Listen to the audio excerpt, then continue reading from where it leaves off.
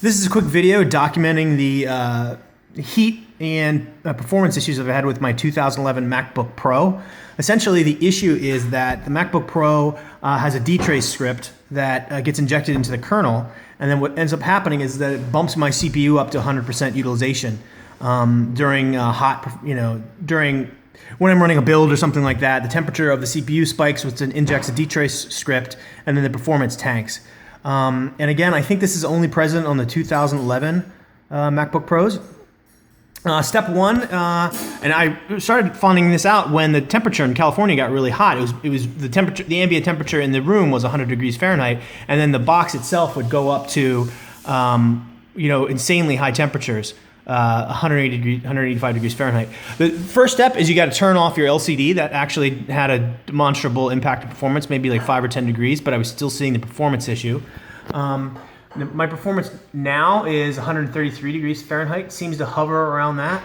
Another trick I did was that I bumped up my internal fans to basically turn always on. And so I set them to 6,200 RPMs and fixed it there. And it burns more power, but I don't care because I'm plugged in during the day.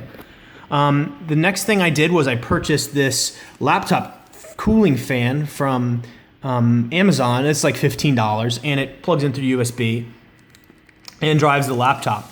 And what it does is the air, so this setup I've got here is an ice-cooled air circulation system that I just set up for like $10. So my girlfriend has a bunch of these ice packs that we saved up for when we travel, and this one's semi-frozen now because I've had it in there for a few hours. But essentially, it cools down the ambient air temperature, and so the ambient air temperature inside here is much lower. And then as you can see, there's actually a gap on the side of this box here. By the way, that's my cat. He wants to say hi.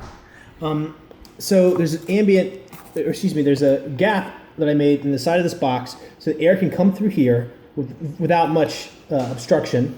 It gets pulled in, the air is cooled by these ice packs, which then get forced up through the fan up to the bottom of the laptop, which then cools the laptop, which means that I can actually get work done and I don't necessarily have to buy a whole new machine. My plan is to buy a new desktop, but I'm lazy right now. I don't have time to switch, and it's just a stopgap, so I don't have to deal with pathetic performance issues while it's hot in California.